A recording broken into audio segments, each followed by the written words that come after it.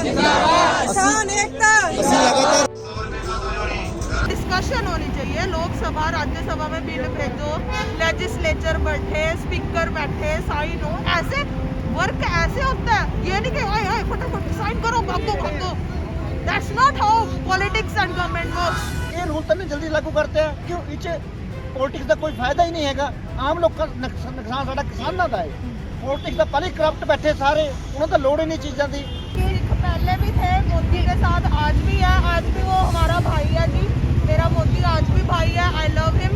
पर वो ये कानून वापस ले लीजिए। Hey guys, we are back with another video, but ये हमारी दूसरी videos की तरह नहीं है.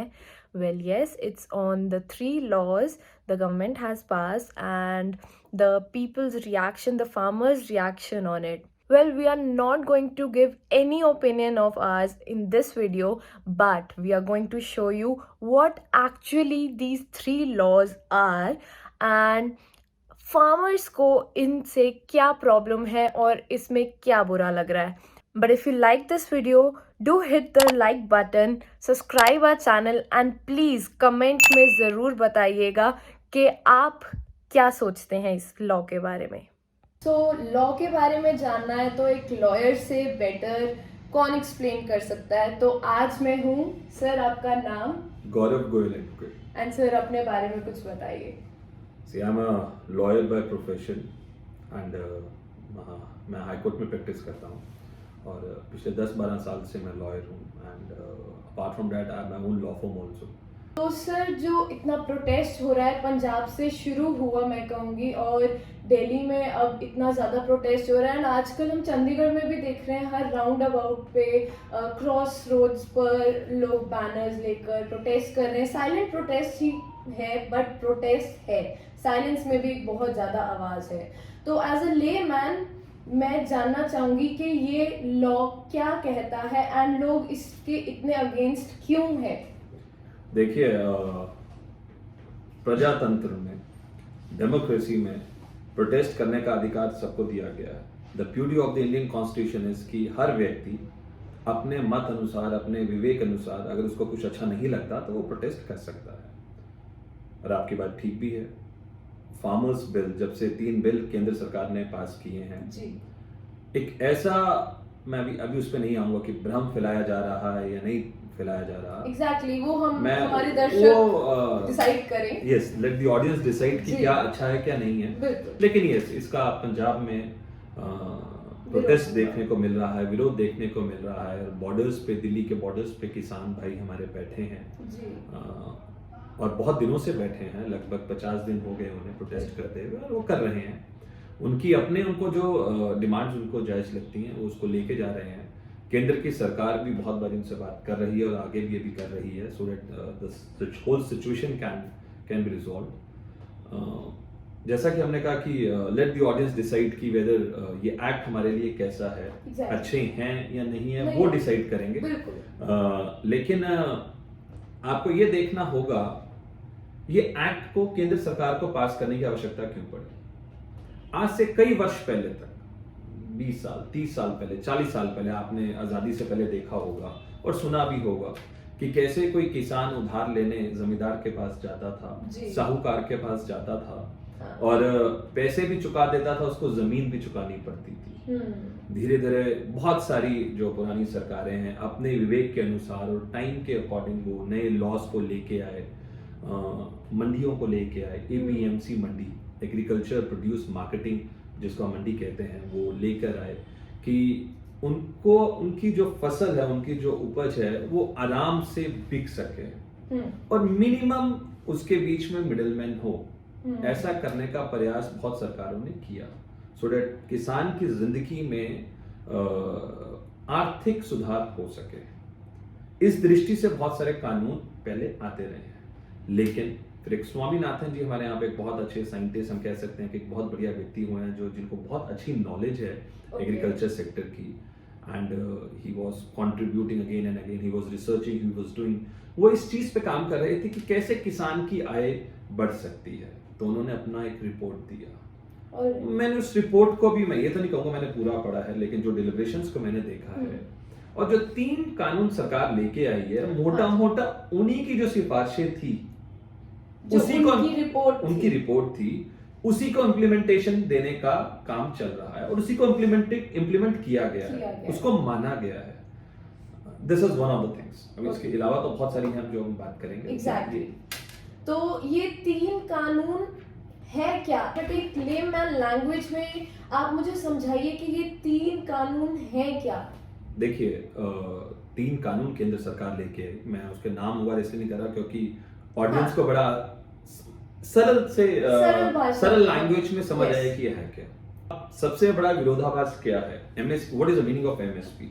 एमएसपी का कैलकुलेशन का भी बड़ा डिफरेंट एक एस्पेक्ट है। मैंने तो वो कैलकुलेशन मुझे पता है कि कैसे कैलकुलेट किया जाता है, लेकिन मैं उसमें भी नहीं जा रहा। MSP is minimum support price. Minimum support price. अब जब ये एक्ट आया, विरोध हुआ, सरकार ने ये लिखित तौर पे आज आश्वासन दे रहे हैं कि ये एमएसपी रहेगा, लेकिन ये हम बाद में करेंगे। एमएसपी रहेगा वो तो है ही है, लेकिन ये what is this all about? पहले किसान अपनी फसल मंडी में जाके बेच सकता था, बेचता रहा है जी, लेकिन उसको क्या कहा जाता था कि अगर आप सिर्फ, मान लीजिए कोई पटियाले का है, मान लीजिए हम चंडीगढ़ में हैं तो चंडीगढ़ की बात करते हैं, अगर कोई चंडीगढ़ में है तो वो चंडीगढ़ की मंडी में ही जाके बेचेगा। वो पंचकुला नहीं बेच सकता है, वो यमुनानगर नहीं बेच सकता है, वो पटियाला नहीं बेच सकता है, वो मोहाली में नहीं बेच सकता है। तो किसान अपने आप से एक प्रश्न कर सकता है, मान लीजिए किसी एक फसल का भाव 2000 रुपए है, एग्जाम्पल के तौर पे, उदाहरण के तौर पे लेंगे 2000 रुपए है, और मंडी में वो जाता है, उसको थोड़ा टैक्स भी लगता है, उसकी एक ट्रांसपोर्टेशन फीस भी आती है। ट्रांसपोर्टेशन मतलब ट्रैक्टर से जाएगा, ट्रक से जाएगा, जैसे भी जाएगा, जिस साधन से भी जाएगा, और वहां जाके उसको 1700 1800, हम ये भी मान लेते हैं, एक मॉडल मान लेते हैं कि उसको 2000 पूरे का पूरा मिल भी जाता है। वैसे तो नहीं मिलता था, लेकिन मान भी लेते हैं उसको मिल भी जाता है, ठीक है, वो बेचता है। लेकिन अगर कोई आपको ये कहे कि जी मैं आपकी फसल आपके खेत से डायरेक्ट उठाता हूं, और मैं आपको 2200 रुपए दूंगा, तो डबल फायदा। नहीं, आप किसको बेचेंगे? जो ज्यादा पैसे दे रहा है और वहां पे मेरे को कन्वीनियंस भी और है। सरकार ये भी कह रही है कि आपकी चॉइस है, we are giving you a choice, either you can sell it in the existing APMC mandis also, but we are giving you the choice. कोई व्यक्ति अगर आपके पास आता है, आपको अच्छे भाव देता है, आप उधर बेच दीजिए। आपको नहीं अच्छा लगता, आप जहां पहले बेच रहे हैं वहां बेच दीजिए, लेकिन ये देश के विवेक पे और व्यक्ति के विवेक पे निर्भर करता है आप कहां बेचेंगे। तो अब फार्मर्स को चॉइस मिल गई है कि वो कहीं पे भी चॉइस मिल रही है। हाँ। उसके अंदर, इस तीनों एक्ट्स के अंदर साफ साफ कहा गया है, किसान अपनी फसल का कॉन्ट्रैक्ट कर रहा है, अपनी लैंड का कॉन्ट्रैक्ट नहीं कर रहा। लेकिन अब हम मान लेते हैं कि कोई व्यक्ति बुरा है, वो वैसे तो कॉन्ट्रैक्ट जो बनेगा उसका मॉडल सरकार तैयार करके सारी स्टेट गवर्नमेंट्स को प्रोवाइड करेगी, लेकिन फिर भी मान लेते हैं कि कोई खराब व्यक्ति है, कोई चालाकी करता है, कोई फ्रॉड करना चाहता है, और वो कहीं आके किसान की फसल के साथ साथ उसकी लैंड की ओनरशिप चेंज करवाने की कोशिश करता है कि ये लैंड मेरी हो जाएगी, ये खेत मेरा हो जाएगा। इस एक्ट में साफ लिखा हुआ है कि that will be a void एब इनिशियो। इसका मतलब है कि ये आपने जो लाइन डलवाई है, ये लाइन ही खराब है, तो ये अप्लाई होगी ही नहीं, null and void हो जाएगी। It's null and void from the very beginning, since the inception। Okay, तो मतलब अगर कोई करना भी चाहे तो भी नहीं कर सकता। किसान ये भी डिसाइड कर सकता है कॉन्ट्रैक्ट फार्मिंग में कि उदाहरण के तौर पे आलू 50 रुपए किलो है, मार्केट एग्जिस्टिंग आपको मिलता है, कोई कंपनी उसके पास आती है, वो कहेगी कि हमें बल्क में आपसे आलू चाहिए, वी विल प्रूव, और वो फिक्स करते हैं 75 रुपए का। बाहर बिक रहा है 50 रुपए का, जहां वो मंडी में जाके बेचेगा। यहां अगर उसको 75 रुपए का देता है तो कहां बेचेगा वो? मान लीजिए कल वो 75 वाली चीज जो उसने कॉन्ट्रैक्ट किया है, जो बाहर 50 का है मंडी में, वो 100 रुपए की हो जाती है।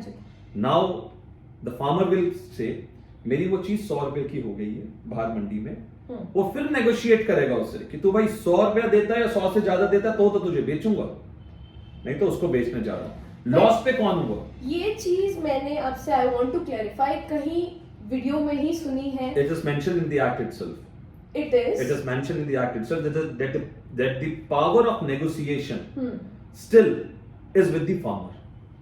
तो मतलब कि जो बाहर से उनके साथ डील कर रहे हैं, जो डीलर हैं, जो कंपनीज हैं, वो अपना प्राइस ऊपर नीचे नहीं कर सकते once the deal has been made. Suppose करिए, इसको हम इस तरीके से देखते हैं। हाँ। 50 रुपए मंडी का भाव है, 60 रुपए में किसान ने एक कॉर्पोरेट से या एक कंपनी से या किसी होलसेलर से या किसी बड़े व्यक्ति से बल्क में ठेका कर लिया कि जी मैं 60 रुपए का मैं तुझसे सामान बेचूंगा तुझे। हाँ। कल वो कंपनी से कहती है कि नहीं, उसकी फसल होगी, मैं 40 रुपए दे सकता हूं क्योंकि बाहर रेट कम हो गया, but he is bound by the contract, now he can not back out. Yes, I agree. उसको पूरे का पूरा 60 देना है। देखिए चॉइस किसके पास है, अगर तो मार्केट के रेट कम होते हैं लेकिन फार्मिंग के अंदर उसने कॉन्ट्रैक्ट फार्मिंग ने जो भाव किसान ने उसके साथ तय किया उसको वो देने पड़ेगा। अगर ज्यादा हो जाते हैं तो वो नेगोशिएट करेगा, किसान नेगोशिएट करेगा। Farmer can negotiate. यस, दोनों तरफ से यहाँ पे भी फार्मर को ही प्लस दोनों पोजीशंस में the benefit is of the farmers. अगर इससे अच्छा क्या होगा, कंपनीज या जो भी होलसेलर्स या मैं कहता हूं वहीं के ही लोग आएंगे, कौन खरीदने आएगा? मंडियों के जो बड़े आड़ती हैं वो अपना वही खरीदेंगे ये सब कुछ।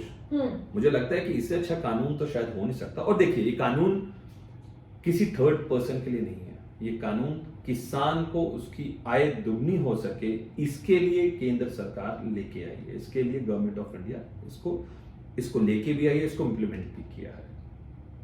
बिल्कुल। तो जो अब मेन एक और मुद्दा उठ रहा है, एक तो हो गया कि ठीक है एक प्रोटेस्ट चल रहा है कि मंडी बंद हो जाएगी, इसका आंसर आपने दे दिया, और दूसरा है कि लैंड चली जाएगी फार्मर का, इसकी भी आपने आंसर दे दिया। तो जो थर्ड चीज है जिसपे बहुत ज्यादा आवाज उठाई जा रही है कि आप इस सेक्टर को भी प्राइवेटाइज कर रहे हैं, प्राइवेट कंपनीज को दे देंगे, तो गवर्नमेंट क्या कर रही है, व्हाट इज दिस? देखिए कोई इसको प्राइवेटाइजेशन नहीं कर रहे हैं। The choice will always be with the state government. Agriculture sector is governed by the state government. कोई इसको प्राइवेटाइजेशन नहीं कर रहे हैं, लेकिन अगर कोई व्यक्ति किसान से अच्छे भाव में फसल खरीदता है तो किसी को विरोध क्यों? प्राइवेटाइजेशन नहीं है ये। अगर सपोज करिए यूर अ लॉयर, एग्जांपल के तौर पे आप वकील हैं, there is a client who is paying you 1 lakh and there is a client who is paying you 2 lakh, same ही काम है, तो आपकी प्रायोरिटी ऑफ कोर्स वो रहेगी कि मैं पहले जो मुझे ज्यादा फीस देता है मैं उसका काम करूं। बिजनेस मॉडल सारे ऐसे होते हैं ऑफ कोर्स। तो इसमें किसानों का भला भी इसी में है जो ज्यादा देगा। एग्जांपल लेते हैं 2014 से पहले की सरकारें, उन्होंने 2009 से 2014 में कांग्रेस की सरकार रही, उन्होंने एमएसपी पे जो फसल खरीदी 3,74,000 करोड़ रुपया। We can take it, let's give them extra 26 crore extra दे देते हैं, 26,000 करोड़। उन्होंने टोटल 4 लाख करोड़ का, 3,74,000 असली फिगर है लेकिन 4 बोलते हैं क्योंकि समझ में आसान है, 4 लाख करोड़ का कांग्रेस ने 2009 से 2014 में ये परचेजिंग करी एमएसपी पे। 2014 से 2019 a government led by Narendra Modi 8 lakh crore रुपए का उन्होंने एमएसपी पे परचेजिंग करी, लिटरली डबल से ज्यादा। तो अगर ये लॉज इतने ही अच्छे हैं और इतने ही फार्मर्स फ्रेंडली हैं तो इतना प्रोटेस्ट क्यों? यही तो हमारे राजनीति की विडंबना है, और मैं ये कहूंगा कि यही लोकतंत्र की खूबी भी है। कानून अच्छा है, सामने दिखता है, चर्चा करें, बैठे डिस्कस करें, ओपन माइंड से डिस्कस करें, लेकिन हमारे किसान बड़े नेक और बड़े भोले लोग हैं। Agree. आज प्रदेश की सरकार, जिस प्रदेश में वो लोग रह रहे हैं, जब उस प्रदेश की सरकार बरगलाने का काम करती है, झूठ बोलने का काम करती है, तो उनको शायद ऐसा लगता है कि ये सरकार जब बोल रही है, कांग्रेस की सरकार पंजाब की बोल रही है, तो शायद ये ठीक बोल रही होगी। लेकिन आप किसानों को अलग से बात करें तो आपको लगता है कि किसान कहते हैं कि नहीं, दिस लॉ इज गुड, लेकिन क्या करें, वो मेरा दोस्त वहां पे प्रोटेस्ट में जाता है तो मुझे कहता है तो मुझे भी जाना पड़ता है। मतलब देखा देखी और एक भेड़ चाल। मैं ये भेड़ चाल भी नहीं कहूंगा, मैं ये कहूंगा कि बहुत भोले और नेक लोग हैं। हाँ। जिसने कहा तो उसके पीछे चल दिए। तो मैं आपसे एक और सवाल पूछना चाहूंगी जो कि आ रहा है कि इतनी जल्दबाजी में ये बिल क्यों पास किया गया बिना सोचे समझे? ये बहुत बड़ा मुद्दा एक उठ रहा है इसमें। 2017 में आम आदमी पार्टी ने अपना जो मैनिफेस्टो, या मैं कहूंगा जो उनका एक ओपिनियन बड़ा स्ट्रॉन्ग था, किसान को मंडियों से आजादी दिलाएंगे। ओके। आज जब सरकार ने आजादी दिला दी तो उसी आम आदमी पार्टी को प्रॉब्लम है। अब उसमें जिस किसान यूनियंस ने समर्थन दिया, आज अधिकतर यूनियंस इसी लॉ का प्रोटेस्ट कर रही हैं, जो उस समय आम आदमी पार्टी को समर्थन देते हुए ये कहते थे कि ठीक है ये मंडियां हटनी चाहिए। लेकिन आज हमें समझना ये नैरेटिव क्या बिल्डअप हो रहा है। ਦੱਸੋ ਇੰਨੀ ਕੀ ਜਲਦੀ ਸੀਗੀ ਗਵਰਨਮੈਂਟ ਨੂੰ? ਠੀਕ ਹੈ, ਜੇ ਅਸੀਂ ਮੰਨਦੇ ਮੋਦੀ ਸਰਕਾਰ ਨੇ ਜਿਹੜੇ ਉਹਨਾਂ ਦੇ ਪਹਿਲਾਂ ਇਲੈਕਸ਼ਨ 'ਚ ਜੋ ਜਿੱਤਣ ਉਹਨਾਂ ਨੇ ਜੋ ਮੈਨੀਫੈਸਟੋ ਲਿਖਿਆ ਸੀਗਾ ਪ੍ਰੋਪਰ, ਉਹਨੂੰ ਪ੍ਰੋਪਰ ਲਾਗੂ ਕਰਨ ਪਹਿਲਾਂ, ਫਿਰ ਇਹਦੇ ਰੂਲ ਬਣਾ ਦੇਣ। वो तो रूल लागू नहीं कर सकते कभी। मतलब आपके नजरों में इस पे और विचार विमर्श होना चाहिए और सोच समझकर ऐसा कोई कानून लाना चाहिए। हमेशा ठीक है, मानते हैं ऐसी गल, पर किसी ने लॉ का डेफिनेशन किसी को समझाई नहीं हाल तक भी। तो विच क्या लिखा गया जो आम आदमी पार्टी है कांग्रेस ने लॉ बनाए सीगे, पर किसी डेफिनेशन का हाल तक बाहर नहीं दसी नहीं भी असं की रूल होंगे। तो मतलब मैनिफेस्टो में समझाया नहीं गया था कि क्या वो तो बिना समझे सबने सपोर्ट कर दिया था उस टाइम पर, बट जब ये लॉ निकला तब आप लोगों को, किसानों को और हमें भी सबको वो ठीक नहीं लगा। ऊपर से इम्प्लीमेंट भी नहीं किए गए थे। उन्होंने डिस्कशन के लिए रखे थे, एक थोपे नहीं गए थे कि अरे तुम्हारे घर में मैं रख के जा रही हूँ, ऐसे नहीं हुआ था। उन्होंने डिस्कशन करनी थी, Lok Sabha Rajya Sabha, pros and cons, everything we have to think, you know.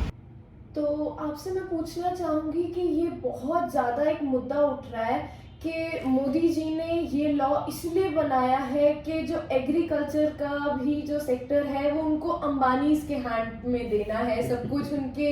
तो व्हाट इज दिस अबाउट? आपके प्रश्न से स्वाभाविक है, बहुत सारे लोग भी यही बोल रहे हैं। हर जगह पे यही प्रोटेस्ट हो रहा है। We are seeing the memes और वो कार्टून फिगर्स बनाकर, it's very funny to see. It's very funny also for me also. See, Ambani ने अपनी कंपनी के through Punjab Haryana high court के अंदर रिट पिटीशन फाइल करी। मतलब इजी लैंग्वेज में समझाता हूँ। हाँ, अंबानी ने अपने वकील के थ्रू, अपनी कंपनी के थ्रू, वकील के थ्रू हाई कोर्ट में केस डाला। ओके। और वहां पे उसने कहा, उनकी कंपनी ने कहा, रिलायंस ने एक एफिडेविट फाइल किया कि हम पंजाब में, हरियाणा में आज तक हम 1 रुपए की इन्वेस्टमेंट नहीं कर रहे हैं, ना आने वाले सालों में हमारा कोई विचार है। ओके। कोई हमारा गोडाउन नहीं है। बिल्कुल। And we have a right to protest. We have a right to raise our voice in high court. We have the right to raise our voices in high court also. You can't take it. Who are SDMs? You and me. This is a corrupt country. You give them money, under money you give, and you are free to go. That's not democracy works. According to Abraham Lincoln, what did he say? Democracy is government of the people, by the people and for the people. This is democracy by Modi, for Ambani and Adani. What is happening? You know, they are taking our lives, our lands, our food, everything. If we, the people of India, and I want to say, if we, the people of Chandigarh, won't stand here today, then we won't be able to stand in near future. ये थे views हमारे farmers के, और दोनों पक्षों का आपके सामने है, तो अब आप डिसाइड करिए कि आपको क्या ओपिनियन फॉर्म करना है।